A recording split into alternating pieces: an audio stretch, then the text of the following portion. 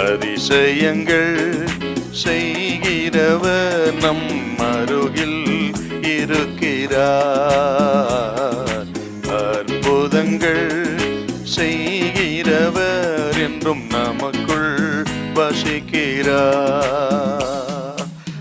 சங்கீதம் 91:7 வசனம். உன் பக்கத்தில் 1000 பேரும் உன் பக்கத்தில் 1000 பேரும் உன் வலதுபுறத்தில் 10,000 பேரும் விழுந்தாலும் உன் வலதுபுறத்தில் 10,000 பேரும் விழுந்தாலும் அது உன்னை அணுகாது. அது உன்னை அணுகாது. இந்த சங்கீதம் அற்புதமான ஒரு சங்கீதம்.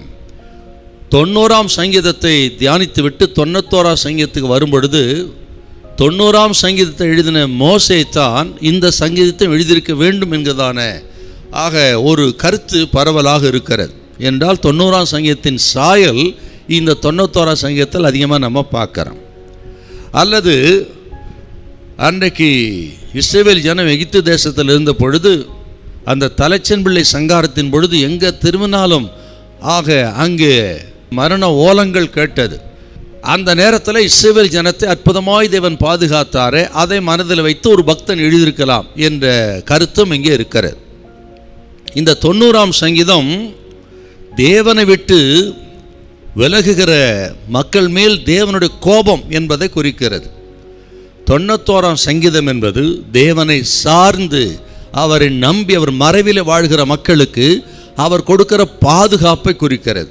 கேட்கிற தேவ பிள்ளைகளே, அவரை சார்ந்து அவர் மறைவில் இருக்கிற உங்களுக்கு ஆண்டவர் கொடுக்கிற மிகுந்த பாதுகாப்பை குறித்து விவரமாய் சொல்லப்பட்ட அற்புதமான ஒரு சங்கீதம் 91ஆம் சங்கீதம். அப்படி எந்த கொள்ளை நோய்க்கும் வாதைக்கும் ஆக விரோதமான ஆக நம்மை பாதுகாக்கக்கூடிய நாம் விசுவாசிக்கூடிய வாக்கு தத்தங்கள் அடங்கின அற்புதமான சங்கீதம் இந்த 91ஆம் சங்கீதம். இந்த சங்கீதத்தின் கருப்பொருள் என்னன்னு கேட்டிங்கன்னா ஆக பாதுகாப்புங்கிறது தான் இந்த சங்கீத 91னுடைய கருப்பொருளாக இருக்கிறது. ஆகவே தேவ பிள்ளைகள் இங்கே இக்கட்டான காலகட்டத்தில் அதிகமாக இந்த சங்கீதத்தை நாம் விசுவாசிப்போம். ஆக கர்த்தர் நம்மை பாதுகாத்து தொடர்ந்து நடத்துவார். பலகீனப்பட்டிருக்கலாம், பாதிக்கப்பட்டிருக்கலாம், இருக்கிற இடத்துலையே இயேசுவை விசுவாசித்து நம்பி நீங்கள் கேளுங்கள், இருக்கிற இடத்துல ஜெபிங்கள். இப்படி கேட்கும் பொழுது உங்களுக்கு ஒரு அற்புதம் நடக்கும். கர்த்தர் நல்ல சுகத்தை கொடுப்பார். ஆக என்னத்தான் நடந்தாலும் சரி, ஆண்டவரை விசுவாசிக்கிற நம்புகிற சார்ந்திருக்கிற தேவ பிள்ளைகளுக்கு கர்த்தர் சொல்லுகிறார், பயப்படாதிருங்கள், கலங்காதிருங்க.